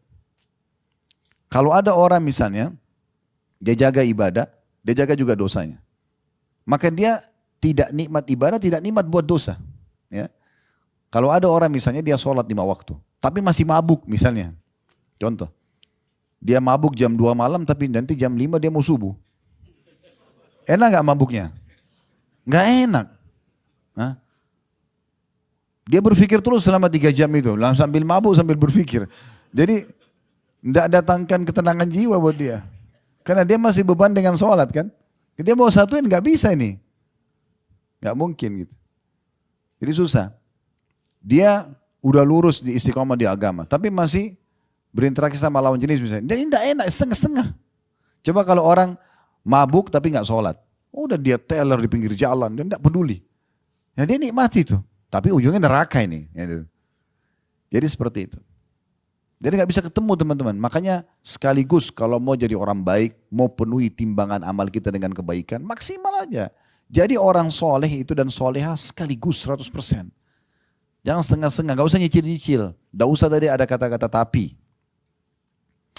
103-nya Allah mengatakan waman khaffat mawazinuhu, dan siapa yang ringan nanti timbangan amal solehnya hari kiamat karena di dunia tidak maksimalkan, faulaikal ladzina khasiru anfusahum fi jahannam khalidun. Mereka itulah orang-orang yang merugikan diri mereka sendiri. Mereka kekal dalam neraka jahanam. Jadi penentuan nanti di akhirat cuma ada 2 tempat ya, surga atau neraka. Itu keputusannya di sini. Di dunia selama hidup. Ini nanti yang menentukan kita ke surga atau kita ke neraka. Jadi salah di sini udah salah juga di sana pasti. Kalau di akhirat kita masih bisa nego, ya Allah saya nggak mau neraka, saya mau surga, aman. Ini nggak bisa. Penentunya di sini. Lalu setelahnya Allah gambarkan tentang kondisi ahli neraka. Bagaimana sih neraka itu? Apakah memang kita harus khawatir, takut? Sehingga kita harus taubat segera, kita segera introspeksi diri kita banyak beramal soleh. Allah mengatakan talfahu, ini ayat 104-nya, talfahu ujuhahumun nar wa hum fiha kalihun. Muka mereka akan dibakar oleh api neraka dan mereka dalam neraka itu dalam keadaan cacat. Ya, dalam sebuah hadis kata Nabi SAW, karena panasnya neraka itu, bibir atasnya ahli neraka itu melepuh sampai bisa dilipat ke kepalanya. Dan bibir bawahnya melepuh sampai jatuh ke pusarnya. Itu tafsir daripada ayat 104-nya. Kata Nabi SAW, makna cacat itu seperti itu. Kemudian 105-nya, Allah akan berfirman pada ahli neraka. Kita tidak perlu tunggu masuk neraka baru dengarkan ini. Allah sudah buka di sini.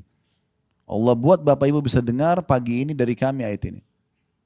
Dan ini bukan baru dibaca, ini sudah 1400 tahun yang lalu lebih dan akan dibaca sampai hari kiamat nanti oleh orang beriman. Akan selalu jadi prinsip hidup. Beruntunglah orang yang dengar, engah dia sadar kemudian dia langsung introspeksi diri. 105-nya Allah mengatakan kepada ahli neraka yang lagi disiksa, mereka teriak-teriak, alam takun ayati tutla alaikum fakuntum biha tukadzibun. Bukankah ayat-ayatku telah dibacakan kepadamu sekalian, tapi kamu selalu mendustakannya.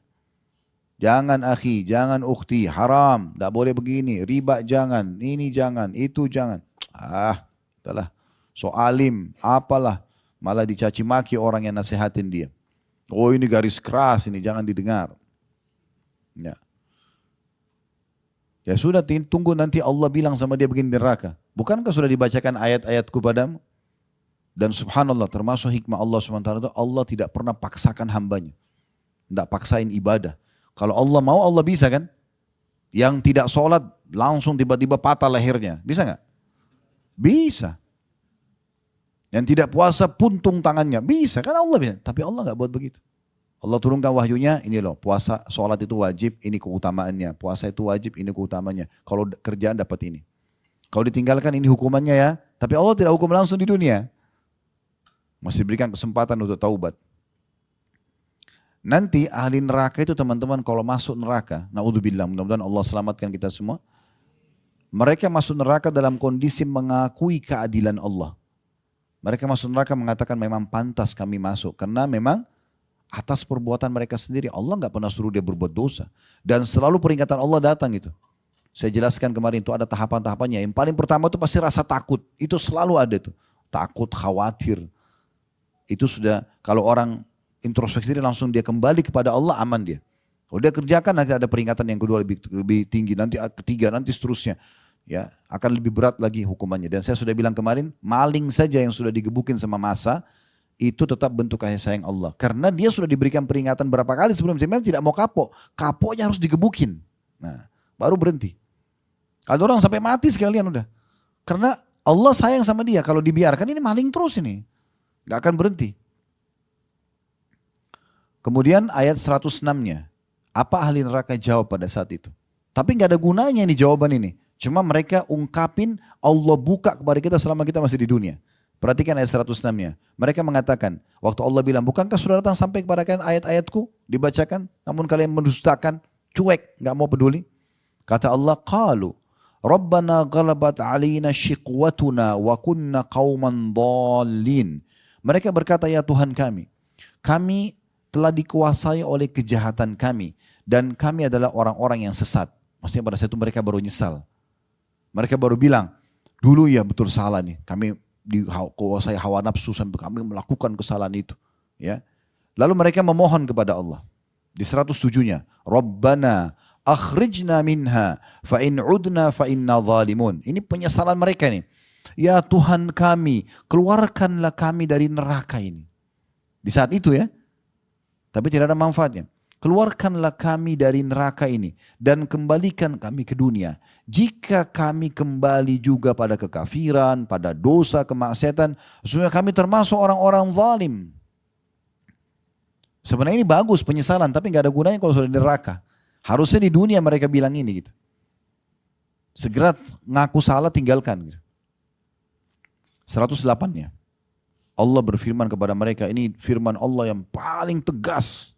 Allah itu Ar-Rahmanur Rahim, Maha Pengasih, Maha Penyayang. Tapi bagi ahli neraka, Allah akan tegas sama mereka. Allah bilang, qala khsa'u fiha wa la tukallimun. Allah berfirman, tinggallah dengan hina di dalam neraka itu. Dan jangan pernah kamu berbicara dengan aku. Subhanallah, saya pernah dapat sebuah hadis. Kata Nabi SAW, ahli neraka itu kan mereka tidak pernah berhenti ya. Tidak ada istilah istirahat. Kalau di penjara ada saatnya orang istirahat, dikasih makan, kalau luka diobatin, walaupun sudah dihukum. Di neraka nggak ada begitu. Per detiknya siksaan terus, siksaan non-stop dan tidak ada kematian. Kalau orang maling digebukin mati, orang sudah tinggalkan, nggak digebukin lagi. Karena orang tahu orang mati nggak sakit lagi. Tapi di neraka nggak. Jadi dia hidup terus dalam kondisi, dalam kata Nabi SAW dalam sebuah hadis, ahli neraka itu ada yang sampai hangus semua badannya, tinggal kepalanya saja. Tapi hidup. Lalu Allah utuhkan lagi. Nah dalam proses pengutuhan itu, penyiksaan sakit, pengutuhan kembali tubuh mereka sakit. Begitu terus. Mereka menjerit-jerit tidak didengar.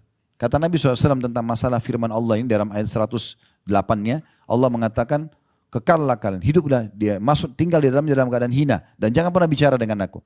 Kata Nabi SAW ahli neraka. Dalam tafsir 108 surah Al-Mu'minun ini. Ahli neraka karena mereka sudah merasa sakit sekali, mereka sudah tidak tahu harus buat, mereka panggil para penjaga neraka, para malaikat. Dan para penjaga neraka tidak menjawab mereka ratusan tahun. Biarin disiksa. Mereka putus asa, akhirnya mereka panggil Tuhan mereka.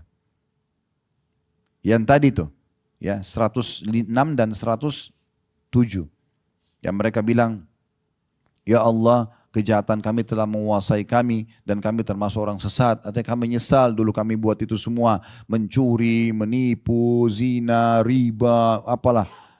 Maka keluarkan kami kalau kami engkau kembalikan dunia, kami berbuat lagi berarti kami zalim benar nih. Gitu kan? Nah mereka menyesal itu semua. Lalu mereka panggil Tuhan mereka mengatakan, ya Allah, Allah ini maha pengasih, maha penyayang. Tapi kata Nabi SAW, Allah tidak menjawab mereka seumur dunia. Seumur dunia itu berapa miliar tahun itu. Ya. Jadi kalau antum pernah dengar, oh ada masa dinosaurus dulu, Allahu'alam. Mungkin bisa saja. Bisa saja. Bukan mustahil. Karena manusia ini, kita ini makhluk terakhir yang Allah ciptakan. Sebelum kita sudah ada jin, sudah ada hewan-hewan, sudah ada air, sudah ada api. Ini semua bukan baru ini. Air yang kita pakai ini air dari dulu yang Allah ciptakan dari awal. Sederhana kok secara ilmiah kan. Panas menguap, ditampung di awan. Kalau ini kita kayak filter turun lagi jadi hujan dipakai lagi. Sama. Apinya sama. Tumbuh-tumbuhannya itu aja. Ya. Sama. Pepaya kita makan, buahnya, bijinya kita lempar. Jadi pohon lagi. Dia lagi. Sama. Semua hewan laut itu turunannya semua sama. Kembali lagi. Begitu semua. Makanya waktu Nabi Adam AS diciptakan, iblis sudah ada kan? Kan iblis nggak mau sujud. Sudah ada di dunia dia. Kenapa iblis nggak mau sujud? Karena dia berharap dia jadi pemimpin di bumi. Ini masalah politik juga ini. Ya. Dia mau jadi pemimpin. Begitu Allah bilang, saya akan ciptakan di muka bumi khalifah. Pemimpin, manusia itu, Adam. Di situ dia cemburu. Oh berarti sudah putus asa dia nggak bisa lagi jadi pemimpin di bumi. Maka waktu disuruh sujud dia nggak mau sujud. Berarti intinya iblis ada kan sebelumnya. Sudah ada iblis, sudah ada jin, sudah ada hewan-hewan, sudah ada semua tumbuh, sudah ada, bukan baru ini semua. Sudah ada. Jadi perlu kita garis bawah itu. Maka Allah Subhanahu wa taala tidak mengajak bicara mereka selama umur dunia. Allahu alam berapa miliar tahun. Disiksa terus. Setelah seumur dunia baru Allah berfirman seperti ayat 108 ini. Setelah seumur dunia miliaran tahun, ya Allah masih mengatakan kepada mereka, qala khsa'u fiha wa la tukallimun. Tinggallah di dalam keadaan hina dan jangan pernah berbicara dengan aku. Setelah miliaran tahun disiksa, Allah masih tidak maafkan. Padahal Allah itu Ar-Rahmanur Rahim. Coba bayangkan. Di akhirat sudah tidak ada ceritanya itu. Maka kata Nabi SAW dalam hadis itu, yang saya bacakan, maka karena mereka sudah putus asa, keluarlah dari tempat air mata mereka darah. Dan ketahuilah, kalau air mata yang keluar selama mereka disiksa itu, dijalankan atau dialirkan di atasnya kapal, maka bisa mengalir. Karena penuhnya dengan air mata. Jangan dibayangkan ini neraka seperti penjara kita ya. Penuh darah, nananya ahli neraka di situ numpuk-numpuk. Bahkan kata Nabi SAW, makanan minuman mereka adalah tinatul khabal. Para sahabat bertanya, ya Rasulullah, apa itu tinatul khabal? Kata Nabi SAW, nana dan darahnya ahli neraka. Di surga teman-teman, kita nanti makan insya Allah, bukan karena lapar. Kita minum bukan karena haus. Maka semua penuh kenikmatan. Ya. Antum bayangin kalau antum lagi tidak, beda ya kalau lagi lapar, ini kebetulan mau sarapan jadi masak. Jangan dibayangin dulu. Tapi kalau orang lagi lapar, dia sudah nggak dimati makanan. Target dia hilangin lapar kan? Coba kalau antum lagi tidak lapar, mau makan apa Pak? Makan apa Bu? Kita masih bisa memilih. Oh mau makan ini. Kita nikmatin tuh. Kalau kita lagi haus, minum apa? Air dingin. Targetnya bukan nikmatin, habisin supaya hilang hausnya. Di surga nggak ada lapar, nggak ada haus. Jadi kita makan, kena nikmatin, kita minum, kena nikmatin. Dan ini sederhana, di dunia patuh kayak gini aja nih. Duduk pengajian, sholat, haji, sedekah, gitu aja, zikir, mati masuk surga. Kenapa nggak mau ini? Kan gitu sederhana. Saya waktu tahun lalu haji, saya bilang sama jemaah haji juga, saya ingatkan juga Bapak Ibu sekalian, apa sulitnya jadi orang beriman? Pergi haji, enak makan, tidur, nanti juga di kemah enak, semuanya enak ada mah. Ibadahnya nanti kalau kita bagi jumrah teman-teman, ambil batu lempar, tak satu dosa besar gugur. Yang kedua 2 dosa besar. pulang lagi ke kemah, ngobrol, makan, minum, dengar pengajian, mati masuk surga, enak bener. Ya. Kenapa nggak mau jadi orang baik ini? Kan aneh betul ya. Makanya kata Nabi SAW, seseorang tidak akan lebih dekat dengan surganya daripada tali sendalnya sendiri. Pernah ada satu sahabat, saya tambahkan kisahnya, dia masuk Islam pas di perang Khaybar. Benteng Khaybar sekitar 180 kilo sekian dari kota Madinah. Kami ada program umroh Sirah Nabawi. Beliau pernah ikut, beberapa teman-teman pernah ikut dulu. Kita datangi lokasi peperangan itu langsung. Di Badr kita datang lokasi perang Badr, di Khaybar juga begitu. Datangin benteng-bentengnya Yahudi di sana. Intinya di perang Khaybar ini Nabi SAW mengepung benteng yang pertama sekitar 43 harian. Baru ditaklukkan. Nah pada saat itu rupanya ada satu orang Arab Badui, dia memantau peperangan dari jarak jauh. Dan dia tertarik lihat umat Islam. Mereka walaupun berperang punya adab dan tata krama. Kalau malam hari mereka baca Quran, mereka saling membantu sama-sama yang lain. Mereka baik sekali gitu dan dia tidak pernah lihat ini. Maka dia datang kepada beberapa sahabat sambil mengatakan, kalian ini siapa? Agama apa? Sahabat jelasin, kami dari Madinah, kami ini yang beragama Islam. Dijelaskan tentang Islam. Tertarik dia. Saya mau masuk Islam. Kata para sahabat, itu di depan ada Rasulullah, itu ada tulisan. Langsung aja masuk Islam di tangan. Datang dia ke Nabi. Nabi SAW pada saat itu pas menembus benteng pertama Yahudi. Kalau tidak salah nama bentengnya Naim. Benteng Naim ya. Maka benteng ini setelah ditembus ada harta rampasan perang. Beliau lagi bagi-bagi harta rampasan perang dengan salah satu orang yang ditunjuk untuk mengatur itu. Belum dibagi ke pasukan. Nah, waktu orang ini datang masuk Islam, kata Nabi SAW, masukkan orang ini sebagai penerima ghanimah. Orang yang baru masuk Islam ini. Orang itu langsung bilang begini, ya Rasulullah, saya enggak ingin ini. Saya masuk Islam bukan karena saya ingin harta. Saya ingin apa yang sahabat Anda kejar keluar dari Madinah. Saya dengar mereka keluar untuk mencari mati syahid. Supaya begitu mati terbunuh dosanya dimaafkan masuk surga. Saya berharap ya Rasulullah, nanti dari benteng Yahudi, dia tunjuk benteng Yahudi yang kedua. Benteng Yahudi pertama sudah tembus, ada 9 benteng Yahudi waktu itu. Nanti saya berharap dari benteng Yahudi ini keluar anak panah Yahudi, kena di sini, ditunjuk sama dia titiknya. Tembus di sini, lalu saya mati syahid. Kata Nabi SAW, kalau kau jujur Allah kasih. Kalau kau jujur Allah kasih nanti itu. Betul-betul kau minta itu Allah kasih. Subhanallah, berpisah dengan Nabi SAW. Orang-orang Yahudi yang pada saat itu punya strategi Bapak Ibu sekalian, mereka tidak berani berhadapan dengan muslimin secara langsung, mereka cuma lemparin anak panah dari dalam benteng, karena takut. Orang yang waktu itu pas mulai sahabat takbir, orang Yahudi mau lempar anak panah, orang yang pertama mati orang yang tadi, yang baru masuk Islam. Belum sholat satu sholat pun. Baru syahadat, kecamuk perang, kena anak panah, mati dia. Waktu Nabi SAW lihat, ternyata anak panahnya di tempat yang dia tunjuk. Tadi kan dia bilang, saya ingin anak panah itu masuk ke sini, keluar di sini, dan saya mati syahid, saya masuk surga. Kata Nabi SAW, apakah orang ini tadi yang baru syahadat? Kata mereka, iya Rasulullah. Kata Nabi SAW, maha suci Allah yang telah membenarkan janjinya. Siapa yang mau lihat penghuni surga, yang belum pernah sujud sekalipun, lihat orang ini. Baru syahadat langsung mati terbunuh, masuk surga. Begitu mudah, lalu Nabi SAW mengatakan, sungguh surga lebih dekat dengan seorang dari kalian daripada tali sendalnya sendiri. Tinggal lakukan ketaatan, mati masuk surga. Susahnya apa? Tinggal makan halal, pekerjaan halal, pasangan halal. Kan enak gitu ya. Di dunia dapat panduan yang benar, bahagia, dan di akhirat juga masuk surga. Kan begitu. Nah itu poinnya. Kemudian 109-nya, jadi itu tadi penyesalan neraka ya. 109-nya, innahu kana fariqum min ibadi yaquluna rabbana amanna faghfir lana warhamna wa anta khairur rahimin. Sesungguhnya ada segolongan dari hamba-hambaku di dunia dulu, maksudnya hai orang-orang kafir, hai ahli maksiat yang di neraka. Kalian dulu ingat gak di dunia ada hamba-hambaku dulu yang suka berdoa. Kalian lihat itu. Mungkin dekat tetangganya ada orang suka ke masjid, suka berdoa, suka nasihatin. Lihat orang-orang soleh ada. Ya. Mereka mengatakan, ya Tuhan kami telah beriman maka ampunilah kami dan berilah kami rahmat dan engkau adalah pemberi rahmat yang paling baik. 110-nya, lalu Allah mengatakan kepada orang-orang kafir neraka itu, fattakhadtumuhum sikhriyan hatta ansaukum zikri wa kuntum minhum tadhakun. Lalu kamu menjadikan mereka buah ejekan. Alim, begini, begitu, garis keras, apalah, segala macam. Sehingga kesibukan kamu mengejek mereka, menjadikan kamu lupa mengingat aku. Dan adalah kamu selalu menertawakan mereka.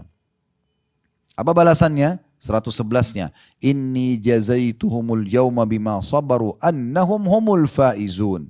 Maka sungguhnya aku memberi balasan kepada mereka pada hari ini. Orang-orang yang patuh, yang beriman, yang mengerjakan amal soleh.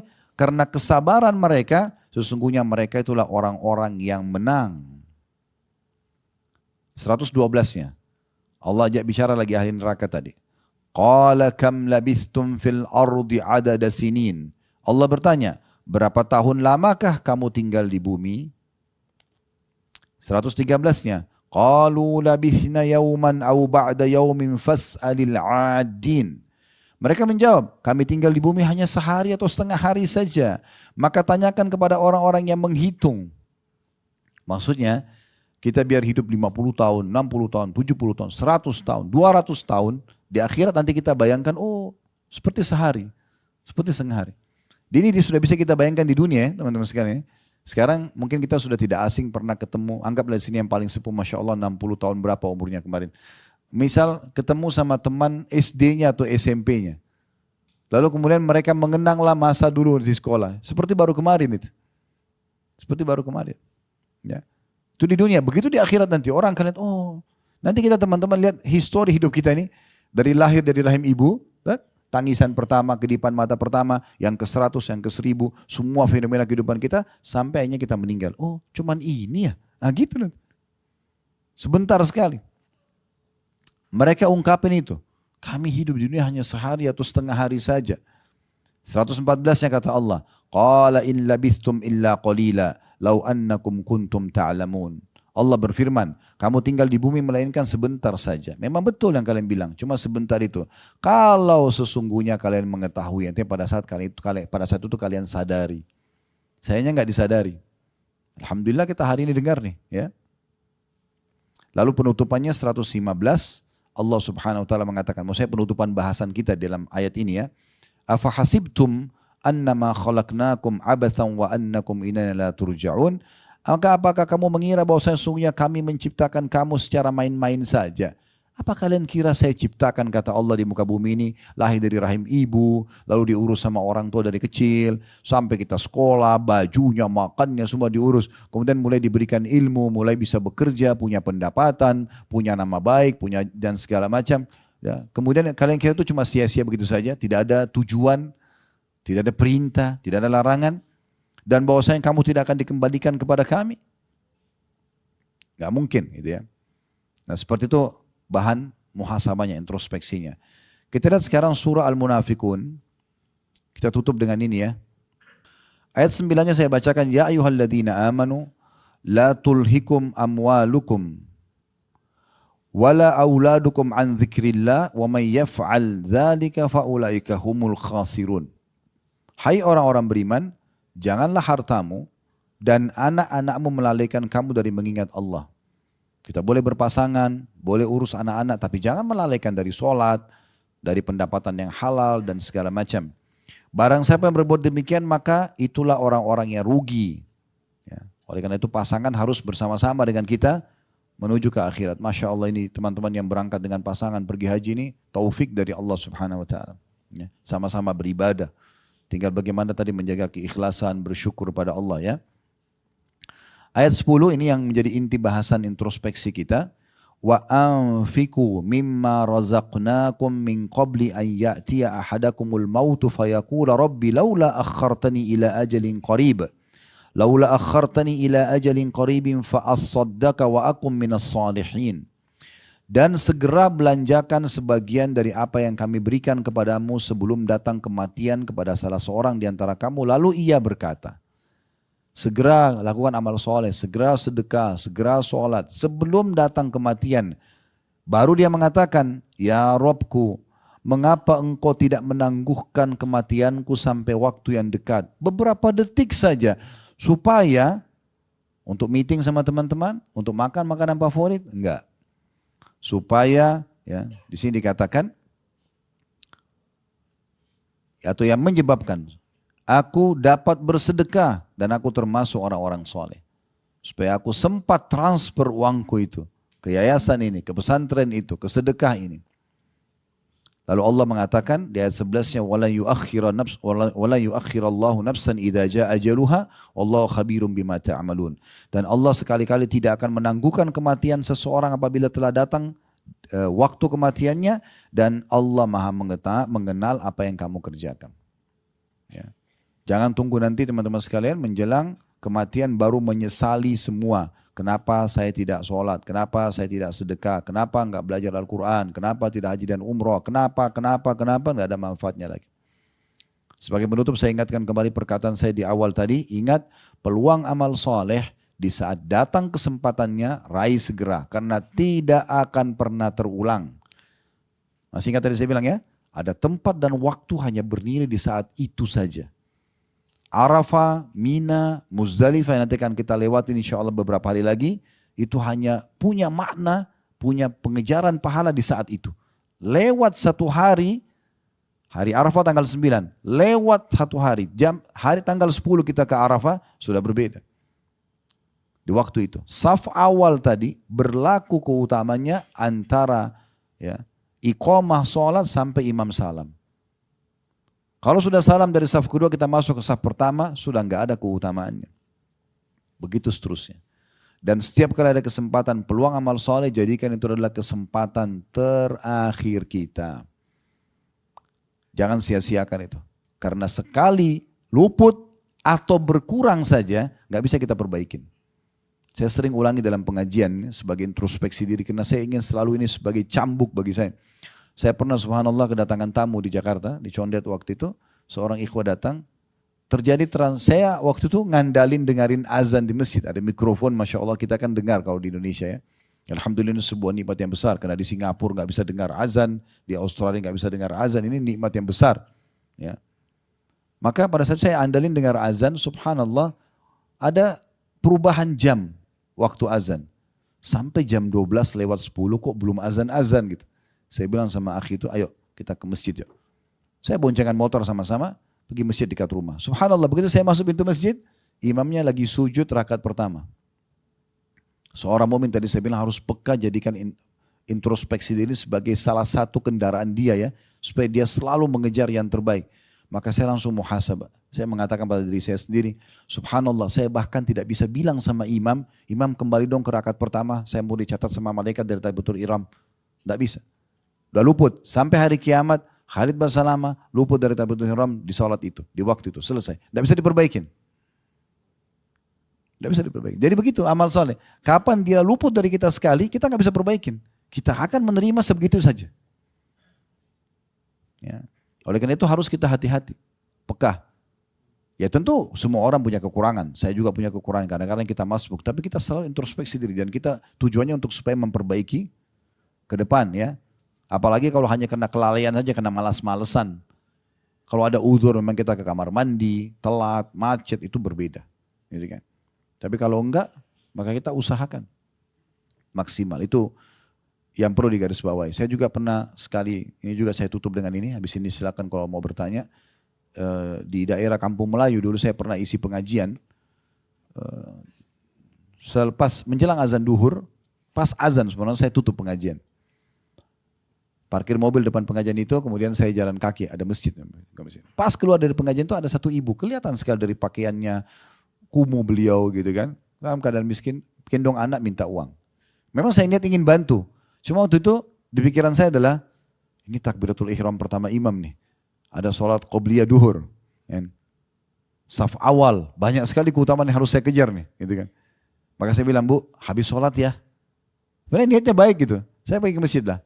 Alhamdulillah dapat sholat qobliyah segala macam, selesai sholat. Setelah sholat ba'diyah saya keluar. Dengan niat memang membantu ibu terus. Ibu terus sudah tidak ada. Terus tiba-tiba muncul penyesalan dalam diri saya. Kenapa tadi saya nggak bantu ya? Saya naik mobil, Bapak Ibu sekalian 2 kali saya muter-muter di situ. Nggak ketemu ibu itu. Lalu saya mengatakan subhanallah. Apa susahnya Khalid tadi kau korek kantongmu, keluarin uang, hitungan detik kasih ke dia, lalu sholat, kan tidak hilang. Tapi begitu syaitan masuk kadang-kadang ke dalam diri kita, untuk menunda amal soleh saja dan luput. Begitu luput tidak bisa terulang. Mungkin kita bisa sedekah ke orang lain, tapi sedekah yang harusnya dicatat ke tangan orang itu luput dari kita. Tidak bisa kita ketemu lagi. Dan begitu seterusnya. Oleh itu setiap kali ada kesempatan amal soleh jangan tunda. Kesempatan dosa justru lawan, jangan dilakukan. Nah seperti itu. Allahu a'lam. Ini bahasan kita dan ini adalah sebab kebahagiaan yang kedua setelah mentauhidkan Allah adalah kita bagaimana selalu introspeksi diri. Dan orang introspeksi diri akan selalu menghisap amal-amalnya, selalu menyempurnakan sempurna dan selalu ya juga khawatir dengan dosa yang dia pernah lakukan sehingga dia selalu bertobat. Allahu a'lam. Subhanakallahumma bihamdika asyhadu an la ilaha illa anta astaghfiruka wa atubu ilaik. Wassalamualaikum warahmatullahi wabarakatuh.